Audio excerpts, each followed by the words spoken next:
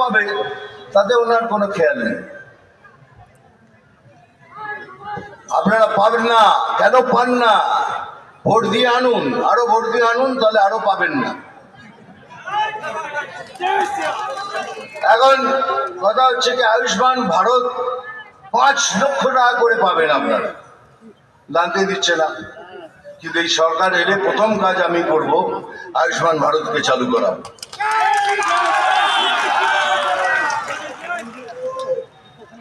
তাহলে কি অবস্থা দেখুন, একদিকে বিবেক আর একদিকে বিবেকহীন।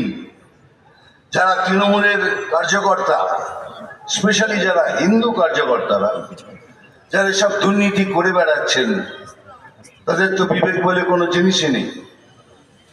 চুরি করলেও বিবেক নেই, দুর্নীতি করলেও বিবেক নেই। এখানে কি আছে বলুন তো?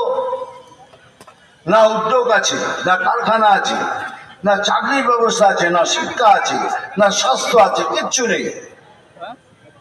এক্সেপ্ট দুর্নীতি এই রাজ্যতে কিচ্ছু নেই। তাহলে কি করবো? কি করবো আমরা? তাহলে একটাই কাজ আমাদের, এক ছাতার নিচে সবাইকে এসে ঐক্যবদ্ধ হয়ে এই তৃণমূল সরকারকে হাঁটাতে হবে। সেটাই হবে আমাদের এই বছরের সব থেকে বড় প্রতিজ্ঞা। সেকেন্ড, আমি বলছি আমার এখানে উপস্থিত যতগুলো আমার কার্যকর্তা আছেন, যদি কারোর সাথে কোনো মনোমালিন্য থাকে, দয়া করে ইলেকশন অবধি সেইগুলো মিটিয়ে নিন। কারোর মধ্যে কোনো মনোমালিন্য রাখবেন না, আর সবাই মিলে একসাথে ভোট করুন। সবাই একসাথে মিশে আসুন। কাশ্মীর ফাইলস